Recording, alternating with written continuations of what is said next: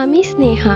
বিয়েটা আমাদের দেখাশোনা করেই হয়েছিল। আমি তাকে আগে থেকে চিনতাম না, সেও আমাকে জানতো না। ঘটকের মাধ্যমেই আমাদের বিয়েটা হয়। তো যাই হোক, আমাকে যখন তারা দেখতে আসে প্রথম দেখায় পছন্দ করে ফেলে। সেই দিন অবশ্য ছেলে আসেনি, ছেলের মা এবং বোন এসেছিল। এরপর আমার ছবি তুলে নিয়ে গিয়েছিল আর ছবি দেখেই ছেলে পছন্দ করেছে। বিয়ের ডেট ফিক্সড হওয়ার পর সে আমার ফোন নাম্বার নেয়। এরপর সে আমাকে প্রায় ফোন করতো, টুকটাক কথাবার্তা হতো। দেখতে দেখতে আমাদের বিয়ে হয়ে গেল। আমি আমার বাবা মায়ের একমাত্র মেয়ে। আমাদের আলহামদুলিল্লাহ কোনো কিছুর কমতি নেই। অবশ্য বিয়েতে আমার শাশুড়ি বলেছিল কোনো কিছুই লাগবে না, আমরা শুধু মেয়েকে আনতে যাব। কিন্তু তারপরেও আমার বাবা ট্রাক ভর্তি সব ফার্নিচার এবং আমাকে 10 ভরি গহনা পরিয়ে দিয়েছিলেন। বাসর রাতে বউ সেজে বসে আছি, অথচ তার আসার কোনো নাম নেই। আমার বর, তার নাম নাহিদ, হঠাৎ করে দরজায় নক করে সে ভেতরে ঢুকলো। আমি কিছুটা নার্ভাস হয়ে পড়লাম। যাই হোক, এরপর সে ঘরে আসে। আমি তাকে সালাম করি এবং 1 গ্লাস দুধ খেতে দিই, যেটা আমার শাশুড়ি মা আমাকে শিখিয়ে দিয়েছিলেন। এরপর সে আর আমি রাতে অনেক গল্প করি। সে আমাকে অনেকগুলো কথা বলে যেগুলো নিষিদ্ধ।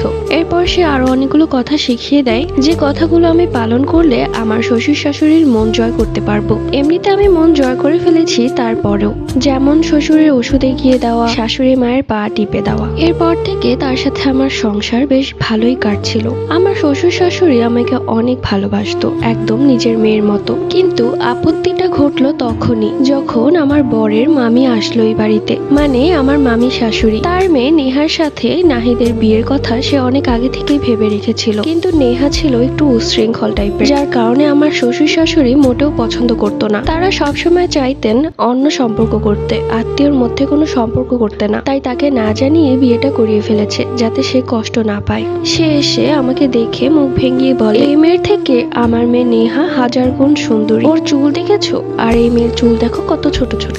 আমি তখন অবাক দৃষ্টিতে আমার শাশুড়ির দিকে তাকিয়ে আছি। তখন আমার শাশুড়ি তার ভাইয়ের বউকে, আমার মামি শাশুড়িকে চোখ রাঙিয়ে দিয়ে বলল, তোমার মেয়ের থেকে আমার ছেলের বউ 1000 গুণ ভালো, ভদ্র, ওর ফ্যামিলিও অনেক বেশি ভালো। এই কথা শুনে আমার মামি শাশুড়ির মুখটা কালো হয়ে গেল। এরপরও সে সোফায় বসেছিল। আমি তখন রান্না করছিলাম। কোনো একটা সুযোগে সে আমার বেডরুমে যায় এবং সেখান থেকে আমার পরিহিতা একটা ওড়না তার ব্যাগে করে বাড়িতে নিয়ে চলে যায়। ঘরে এসে আমি সেই ওড়নাটা অনেক খুঁজি, কিন্তু পাই না। আমার মাথায় কাজ করছে না ওড়নাটা আমি কোথায় রাখলাম। এরপর থেকে আমার সংসারটা ভালোই যাচ্ছিল, কিন্তু 7 দিন পর থেকেই হলো বিপদ। কেন যেন আমি আমার স্বামীকে 2 চোখে সহ্য করতে পারতাম না।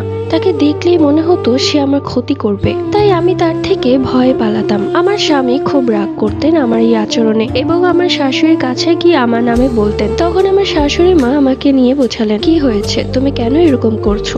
পার্ট 2 লাগবে? কমেন্ট করে জানাও। Bye bye.